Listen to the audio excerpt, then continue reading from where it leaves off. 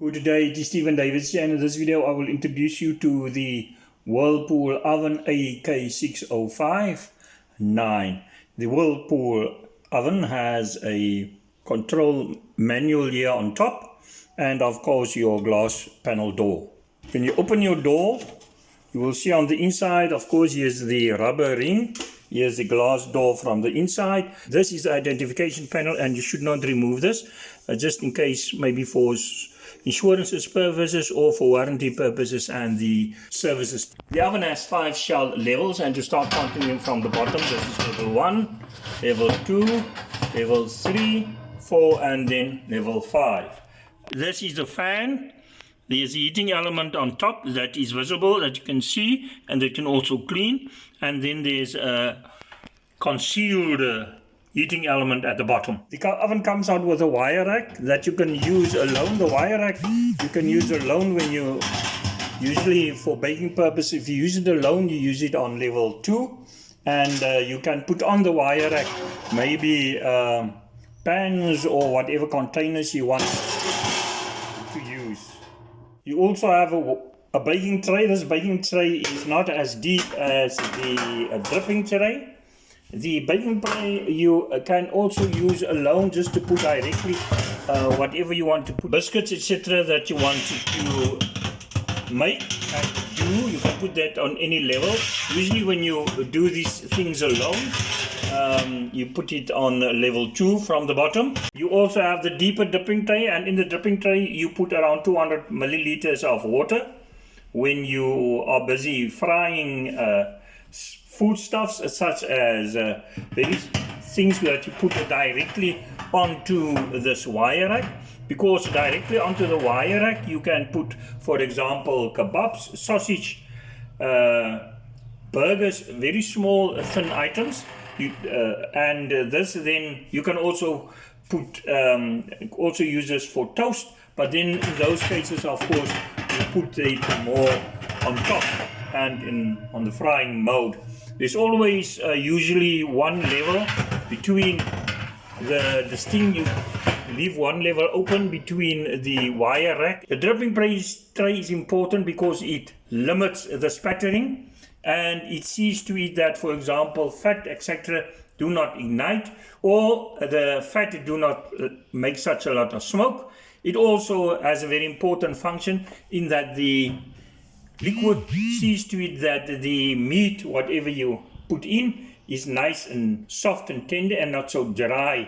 Some ovens are not able to take water, but this is not the case with this Whirlpool. It is able to take water. If we go now to the control panel, here you select your program. And on the other side, independently of your program, you select then your temperature. The temperature is from 60 up to 250. From around 60 to 200 is usually the baking, and around 200 to 220, 50 is the grilling, the roasting. This is just a general rule of thumb. The exact temperature that you select depends on your recipe and what you choose.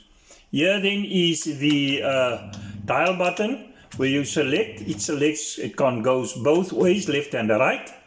If you start firstly there, it engages, it goes to the light, and always when it is on, the light will always be on. You first select your program, and then you select the appropriate temperature that you want, and of course then you can engage then the automatic clock. The program starts there with the light. The light will always remain on if and when there's a selection made. This part is for your usual conventional baking purposes, and you put it on the level. You select the level wherever it is, but the main point that you must remember here when you select this is that you can only use one baking tray. Yeah, usually the baking tray level is then level 2, but as I said, it depends on whatever you use. You can only use this conventional oven method if and when you have one baking tray, because if you have more shells inside, the heat will not be distributed so well if you do not use the fan. If you want to use a fan, you can hear the fan is engaging now. The fan let the heat distributes better throughout the process. The general rule is that there is one level distance between the top and the bottom. If you use two trays,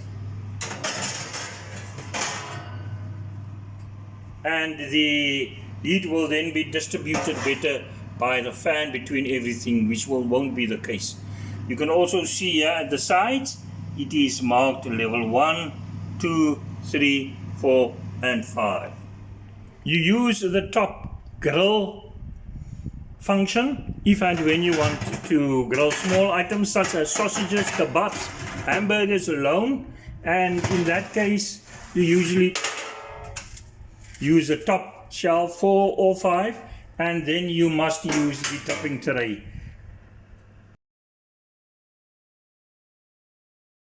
For the dripping tray, you usually skip one level as a rule of thumb. The next function is then the grill and the fan. This you use for bigger items that you want to grill. For example, whole chicken, beef roast, what meat, etc.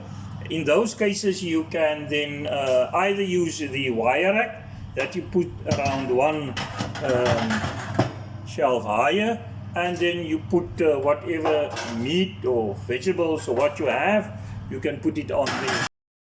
Everything depends on exactly what you want to do. You can then also use the drip tray. If you do not want to put your vegetables or whatever chicken in a separate container, you can also always just you do not necessarily need this wire rack. You can even put it into this baking tray. This is a function to defrost items such as meat, because if you sometimes just put in meat directly in the oven without defrosting it, the inside is still raw, the outside is right. You use this item for defrosting. You can, for defrosting purposes, the fan will be engaged. Therefore, you can put whatever you want to defrost directly onto the oven rack. Put it here in the middle, more or less. Put the empty dripping tray below it so that whatever drips will drip in there and do not dirty the oven. You can, of course, simply put, for defrosting purposes, it directly into a tray like this. But the thing is